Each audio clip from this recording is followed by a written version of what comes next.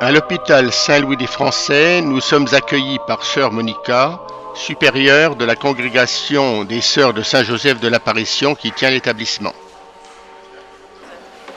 Nous sommes ici à la chapelle parce que c'est la seule pièce où nous pouvons rentrer tous. Vous êtes dans un hôpital qui fonctionne comme hôpital.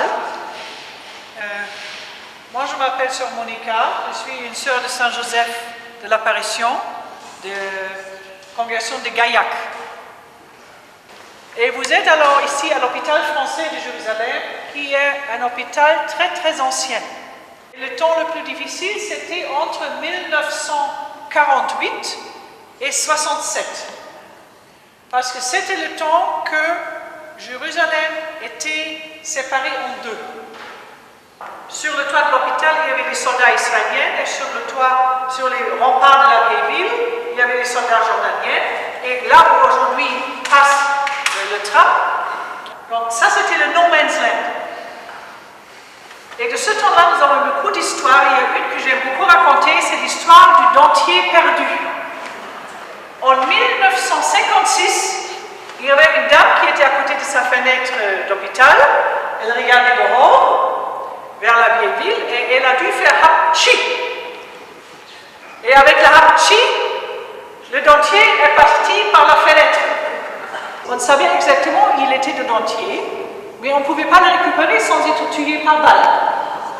Donc les sœurs ont téléphoné au ministère des Affaires étrangères et ont demandé qu'un cessez-le-feu sera arrangé pour pouvoir récupérer le dentier.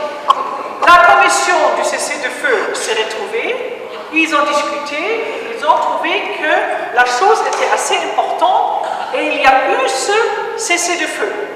Et au jour fixé, par la porte par laquelle vous allez après sortir pour manger et par laquelle vous êtes entrés, sont sorties quelques sœurs avec un drapeau blanc, accompagnées d'un soldat israélien, d'un soldat jordanien et d'un soldat français comme représentant des Nations Unies.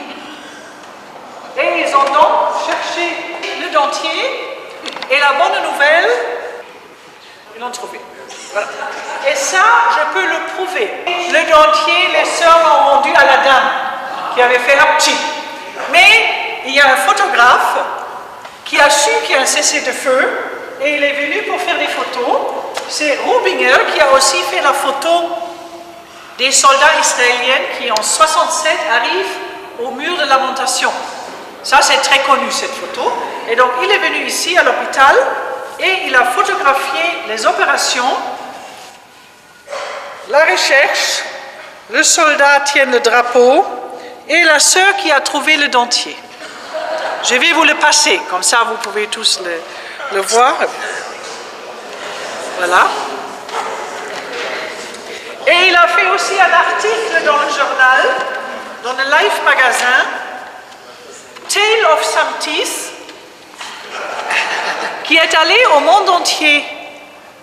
Et ça, c'était un grand problème pour le pauvre soldat français. Parce que lui, il racontait à la maison qu'il est en mission importante de sauvegarde de la paix en Terre Sainte. Le matin, ses amis ouvrent le journal et qu'est-ce qu'ils voient? Ils cherchent les dentiers des femmes. Donc, pourquoi je vous raconte cette histoire? D'abord, je sais que ça va vous faire rigoler, mais ce n'est pas la raison la plus importante. Il y a deux raisons. Une, vous n'allez pas oublier que nous sommes la maison sur la frontière. Et même si vous avez déjà visité, je ne sais pas combien d'endroits aujourd'hui, vous n'allez pas oublier que l'hôpital français est sur la frontière. Et aujourd'hui, cette frontière n'existe plus au niveau politique. Vous pouvez traverser la rue, et comme je dis, il faut juste faire attention au tram. Il n'y a plus de balles. Mais dans le cœur des gens qui habitent Jérusalem, cette frontière existe toujours. Et vous êtes déjà là un peu. Donc vous avez peut-être vu comment les gens ici vivent dans des quartiers. Et quelle ville appelle les quartiers d'après les religions?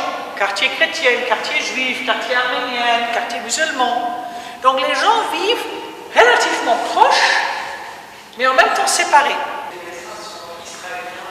Nos médecins sont israéliens, ils ont tous le permis d'exercer israélien.